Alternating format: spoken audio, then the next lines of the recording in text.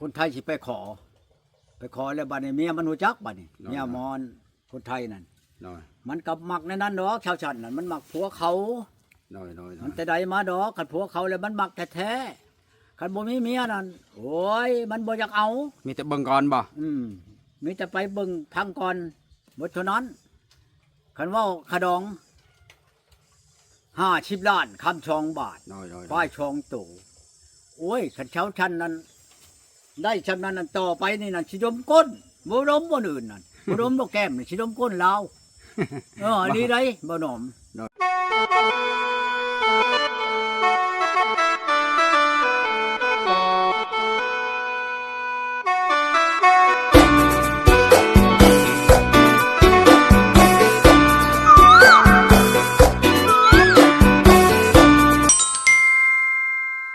้อยเพราะว่าสิว่าสิเราสิมาเองบ่ เราชิมาเองแหละ แล้วสิชวนเจ้าไปกับคอยบ่เลยจังได๋เนี่ย เจ้าสิชวนข่อยกับเจ้าไปข่อยว่า น้อยๆ คันเช้าอันนั้นไปนั่นข่อยบ่ไป น้อย คันว่าคนนั้นชินทำบ่เว้าในนั้นในนี่ก็ข่อยก็บ่อันนั้นดอก ชาวไส เอาชาวบ้านนั้นน้องแค้นนั่นแหละชาวบุญตาแหละแม่ตายนั่นน่ะ หำบ่ฮู้ ว้าว เนี่ย ชุ่มที่ชุ่มหาโอ้ยว้าวเมื่อนั้นนั่นค่อยผูกแขนแล้วเนี่ยค่อยสิไปน้ำเบาจะหนักค่อยสิเฮ็ดบัตรไปน้ น้อย ำบัตรนี่แหละ น้อย แล้วมาแล้วค่อยสิไปน้ำเมืองพินเชปูนไปอันจ่ายอันค่าเงินค่าแป้นค่าหยังเขา น้อย แล้วชามคนค่อยสิไปคันนั้นชุ่มนั้นสิไปแล้วไปโลดเด้อเจ้าค่อยบ่ไปน้ำดอกว่ะ น้อย ค่อยบ่ไปคันว่าเจ้านั้นเอาแต่ค่อยนี่กับมันเบาน้อมมันไปแล้วค่อยสิไปอยู่ว่ะ น้อย เราว่าสิไปหาเจ้าไปโลดแล้วว่ะ น้อย เราพาเราไปโลดว่ะ อ่ะลองโทรไปดูไง ฮะ ลองโทรไปหาเราดูคุยดู โทรหาบ่ โทรหาเราสิไปเราจะว่าจังได๋เราสิมามื้อใดเฮาจะได้ฮู้ว่านะ ไม่ยากดอก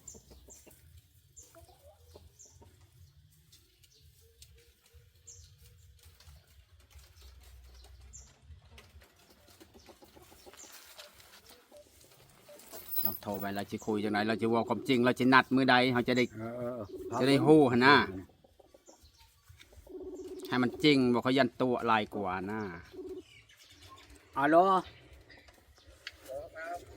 อันเจ้าบ่ได้ข้าวเวียกปานใดบ่เดี๋ยวนี้ขอยอยากเว้านำเจ้าฮัลโหล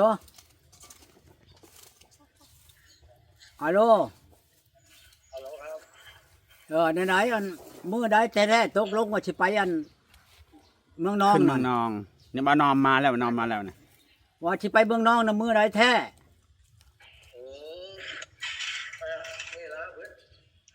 ฮะ มันเหมือนในเดือนนี้คนไหนเดี๋ยวจะต้องบอกก็ ป่าหมดเดือนตัวนี้ รถกันยังบ่ทันไหนนี่อยู่ไหนเป็นว่า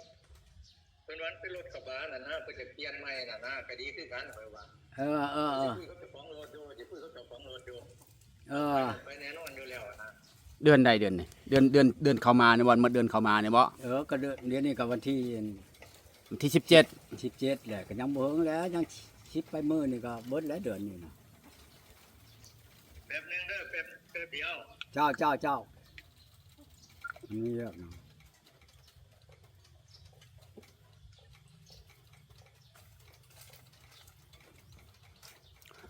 ตอนนั้นก็ว่าหมดเดือนตัวนี้หมดเดือนตัวนี้ก็ว่าเดือนนี้อีกแหละเดือนที่2แล้วเนี่ย ยามันแหละขัดตัวคอยได้ตัวเทื่อหน้าแล้วคอยก็บอกของเรา เดือนที่2แล้วเนี่ย คอยบ่เว้าเลยคอยนี่ เว้าคือ คือ จนชาวซันจนบ่คุยนำเลยได้เจ้าหันเว้าบ่ความจริงคอยละจนบอกเขาแล้วว่าสิขึ้นสิว่าเอาของไปฝาก เพราะ เว้าใจ ว่าอันเพิ่นโทรมาหาคอยน่ะเช้าชันอกหักแล้วว่าฉัน น้อย อกหักแล้ว เป็นไรคอยว่าจังว่าอกหักโว้ยผู้บ่าวไทยอันเว้าว่าสิไปขอเป็นเมียแล้วเมียมันโทรไปด่าว่าฉัน อ๋อ ด่าเช้าชันนั่นรู้จักได้ว่าว่าฉันนะแล้วแต่เขาดอกก่อนนี่ก็ดีเช้าชันก็เราก็มักแนวนั้นอยู่แล้ว น้อย ก็เอาว่าผัวไผก็ยาคันว่าบ่มีลูกมีเมียน่ะเราบ่อยากมักบ่ได้เช้าชันว่าเรามักในนั้นเราอยากหาคนปล่อยเรานั่น น้อย ปล่อยให้เราก็อยากให้เราจอยแล้วปล่อยให้เราจอยแล้วพร้อมเราตุ้ยโพดว่ะ ตุยพอดว่า ใครได้จอยพร้อมยันเขาปล่อยให้ตายหั่นดอกว่ะ ลดความอ้วนบ่ คนอ้วนนั่นแล้วเหมาะ อันกำอันนี้แล้วนี่แล้วเราว่าวานคนไทยสิไปขอแล้วบัดนี้เมียมันรู้จักบัดนี้เมียมอนคนไทยนั่น น้อย มันกับมักในนั้นดอกชาวชันนั่นมันมักผัวเขา น้อยน้อย มันแต่ใดมาดอกคันผัวเขาแล้วมันมักแท้ๆคันบ่มีเมียนั่นโอ้ยมันบ่อยากเอา มีแต่เบิ่งก่อนบ่ มีแต่ไปเบิ่งพังก่อนหมดเท่านั้นคันเว่าขะดอง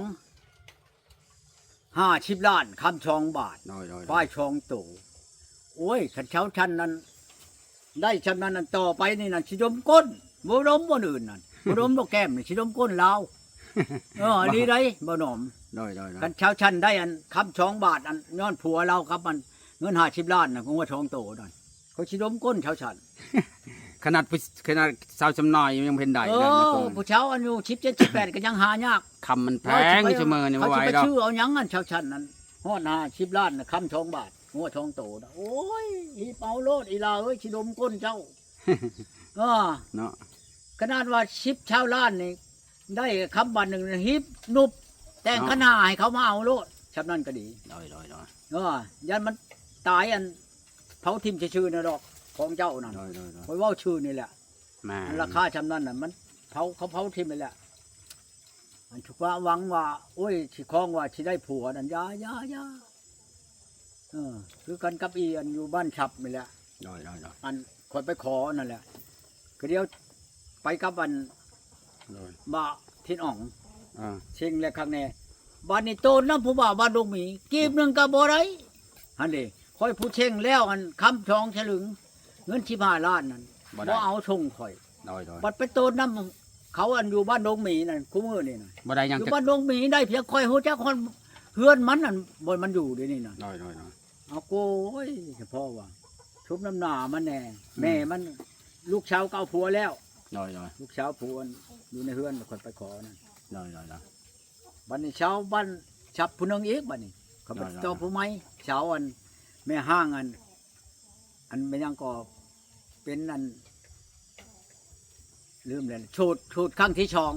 โทษกันที่จะโซนหอบซองบ่ ฮะ โซนหอบซองคันบ่ โชดหอบสองโชดครั้งที่สองคนว่า น้อยน้อย คอยเลยโทรไปวันนี้คอยว่าในใดคอยว่าคันว่าอันนั้นคอยอยากไปขอไปเอาเจ้านี่เจ้าว่าในใด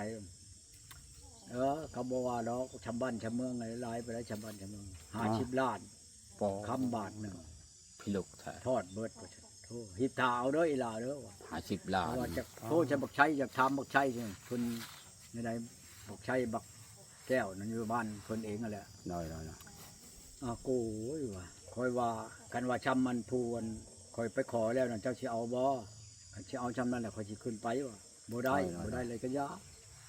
คันว่า30 ล้านแหละทอดครึ่งคำกับบาทหนึงก็ทอดครึ่งชงฉลึง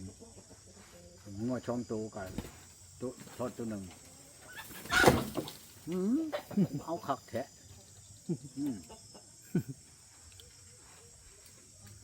ไก่ตัวนี้นะนอนได้ดีนอนในกกอันนี้ ปกน้อยเนี่ย กกไม้อันนี้นะผู้เช่าตะคันได้ช่องเถื่อตัวอยู่บนตารางพุ่นแลนออกมาโลดนี่มันคันนะไก่ตอดนี่เชียบคันอยู่พุ่นทุ่งนาพุ่นโลดโอ้ยมันจังเบือนอันนั้นกันอะไรดอก ไก่แม่จะมันหอนมันพิลุกเท่าไหร่ ฮะ ไก่แม่แล้วก็พูน่ะ ไก่แม่ จะมันหอนมันยาวแต่ โอ้ยมันไข่อยู่แน่หั่งอันเครื่องหั่งพูดได้ดิน่ะ พอหอนเป็นหอนไก่ผูเนาะ อืม พอแปลกขนาดไก่ตัวนี้ หากะไข่นี่ เฮาก็บ่เคยเห็นเลยไก่แม่หอนขนาดนี้ ไก่แม่ มันไก่ตีไก่พม่าอันว่านี่ จักมันแบบมันไก่พันธุ์นะไก่ตัวนี้นะเบิ่งนี่พี่จะแช่ใดเขาจับเบิ่งกลางคืนโอ้จะมันพี่จะมัน หอนเป็นหอนไก่ผูเนาะ อัน ปัดส่งไก่แม่ คอยว่ายังมันชุดเราเรื่องผู้สาวอัน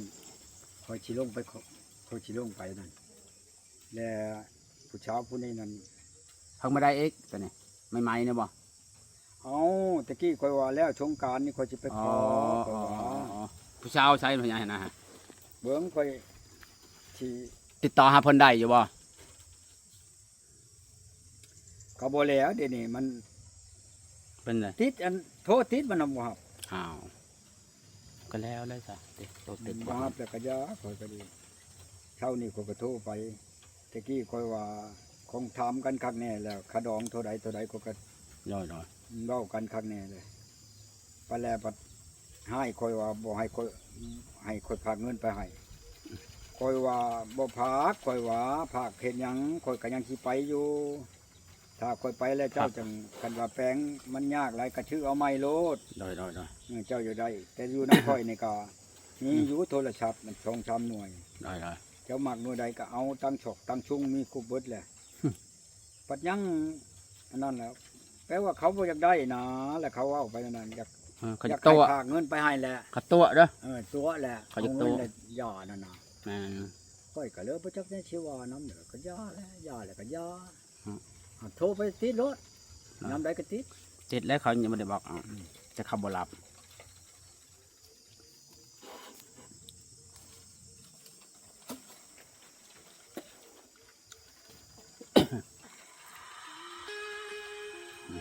แล้วคอยรู้มาแล้วจะว่าคอยระมัดระวังอยู่สาวในพิษได้นี่ตาบ่เห็นตัวจริงนี่ตาเห็นแต่หน้าตาเห็นแต่ในพิษได้นี่มันส่วนมากนั่นคันเฮาส่งไปเงินไปให้เนี่ยมันหายเงียบเลยนะฮะ อ๋อเราก็ถือคือกัน คนบ้านเราเลยนี่ พิษได้นี่คอยบ่อยากเชื่อมันผู้ชายหลายคือผู้หญิงหัวหมอน่ะโอ้ยบ่ได้เรื่องหรอกเด้อเจ้าผู้เห็นตัวจริง บ้านเราเองนะนี่อันผู้ชาวนั่นก็ดี น้อย คอยเคยเป็นผู้เรียนมาได้อย่างผู้หญิงแบบนี้มันบ่ได้นอนน้ำมันบ่ได้อยู่กับมันจะพาส่งให้แต่มันน่ะอ้างนั่นอ้างนี่แล้วบางคนก็พอเจ้าเขาแนวว่าโอ้ยข่อยก็บ่สบายแม่ก็บ่สบายขอแหน่เงินยืมแหน่เงินว่าไปจัดส่งไว้แหน่เดือดร้อนจังซี่อ่ะ